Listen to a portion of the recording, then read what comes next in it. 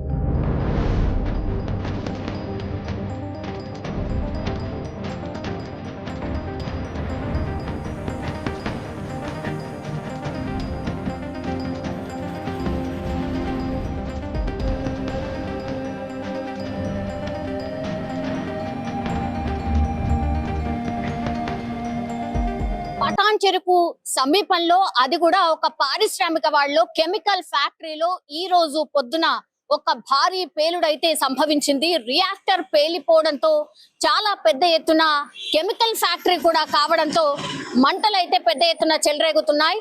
Morning shift కోసం చాలా మంది కార్మికులు ఈ రోజు పొద్దున పనికి వెళ్లారు. ఆ టైంలోనే ఇంత పెద్ద ఎత్తున పేలుడు సంభవించడంతో భారీ స్థాయిలో అక్కడ ఉన్నటువంటి షిఫ్ట్ లో ఉన్నటువంటి వాళ్ళు చాలా మంది కూడా ఒక 100 మీటర్లు ఎగిరి పడ్డట్టుగా మనకు స్పష్టంగా కనిపిస్తోంది. అట్లాగే దట్టమైన పొగ కావచ్చు, మంటలు కావచ్చు, ఇంకా కూడా పెద్ద ఎత్తున అక్కడ స్ప్రెడ్ అవుతున్న పరిస్థితి కనిపిస్తోంది. ఇంకోటి, అది కెమికల్ ఫ్యాక్టరీ కాబట్టి ఘాటైన వాసన చుట్టుపక్కల కూడా పూర్తిగా స్ప్రెడ్ అయింది.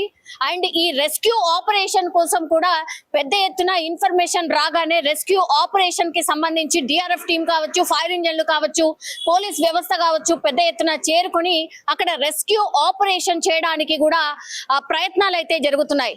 మనకు ఇప్పుడు ఉన్నటువంటి సమాచారం మేరకైతే 20 నుంచి 30 మందికి తీవ్ర గాయాలైనట్టుగా, అట్లాగే ట్రీట్మెంట్ కోసం సమీపంలోని హాస్పిటల్ కి తరలించినట్టుగా మనకున్నటువంటి ఇన్ఫర్మేషన్. అయితే డాక్టర్స్ ఆల్రెడీ వాళ్ళ దగ్గరికి అంటే హాస్పిటల్ కి తీసుకొని వెంటనే ఒక 5గురు అయితే చనిపోయినట్టుగా చెప్తున్నారు. అండ్ కాసేపటి క్రితం ఇంకో 5గురు కూడా మరణించినట్టుగా డాక్టర్లు అయితే నిర్ధారించినటువంటి పరిస్థితి అయితే కనిపిస్తోంది. సో టోటల్ 10 మంది ఇప్పుడు మరణించినట్టుగా మనకున్నటువంటి ఇన్ఫర్మేషన్. సో అతి పెద్ద పేలుడుగా భావిస్తున్నారు. అండ్ దట్టు ఒక కెమికల్ ఫ్యాక్టరీ కావడంతో అక్కడ ఉన్నటువంటి సమీప ప్రజలు కూడా ఆ ఘాటైన వాసనకి తీవ్ర ఇబ్బందులు పడుతున్నారు. వాళ్ళు ఇళ్ల నుంచి కూడా బయటికి దూరంగా వెళ్ళిపోయినట్టుగా కూడా చెప్తున్నారు. మనకు తెలుసు సిటీ శివారు ప్రాంతాలు కూడా ఆల్మోస్ట్ ఇప్పుడు కలిసిపోయినాయి. అంటే సిటీ శివారు ప్రాంతాల్లోనే ఇవన్నీ కూడా ఫ్యాక్టరీస్ ముందు ఉండేవి,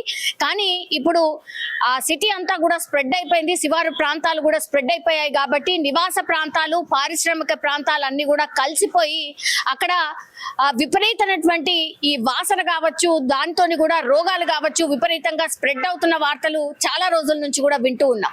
ఇప్పుడు నివాస ప్రాంతాల మధ్యనే ఇప్పుడు ఈ పారిశ్రామిక సంబంధించిన ఫ్యాక్టరీస్ ఉండడం వల్ల కూడా ఇట్లాంటి ఇన్సిడెంట్ జరిగినప్పుడు మాత్రం చాలా మంది ప్రజలు ఇబ్బంది పడుతున్నారు. ఇప్పుడు అక్కడ కూడా అదే జరుగుతోంది. సియాచి ఫ్యాక్టరీ ఇది కెమికల్ ఫ్యాక్టరీ కావడంతో కెమికల్స్ పెద్ద ఎత్తున నిల్వ ఉండడం, కార్మికులు కూడా పెద్ద ఎత్తున మార్నింగ్ షిఫ్ట్ కు వెళ్ళడం.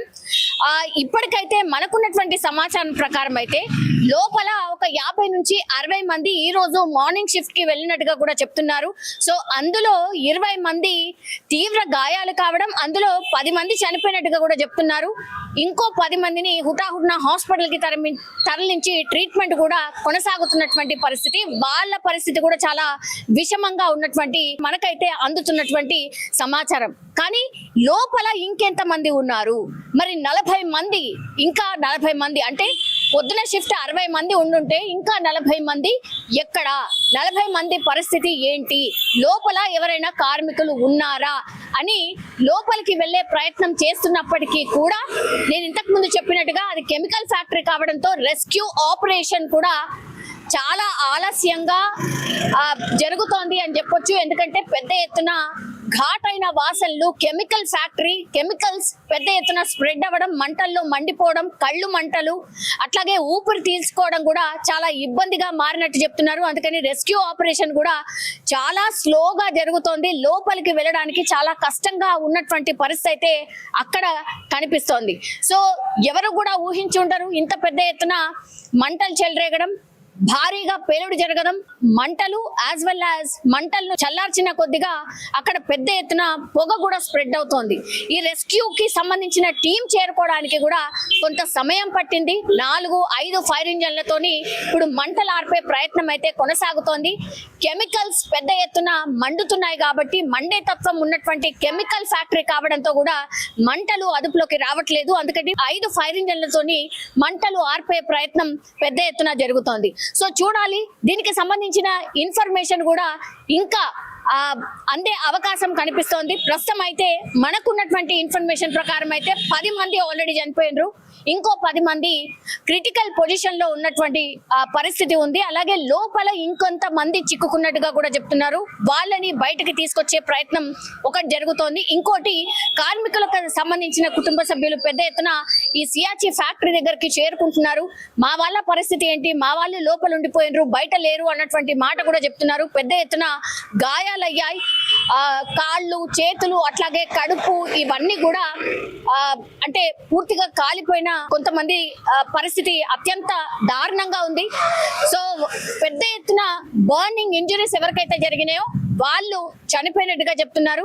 ఇంకా చాలా మందికి బర్నింగ్ ఇష్యూస్ చాలా పెద్ద ఎత్తున ఉన్నాయి. వాళ్ళ పరిస్థితి కూడా విషమంగా ఉన్నట్టు చెప్తున్నారు. సో ఒక్కసారిగా హైదరాబాద్ లో ఒక పారిశ్రామిక వాడలో జరిగినటువంటి అతిపెద్ద ఇన్సిడెంట్, అతిపెద్ద భారీ పేలుడు చాలా విషాదాన్ని నింపిందని చెప్పొచ్చు.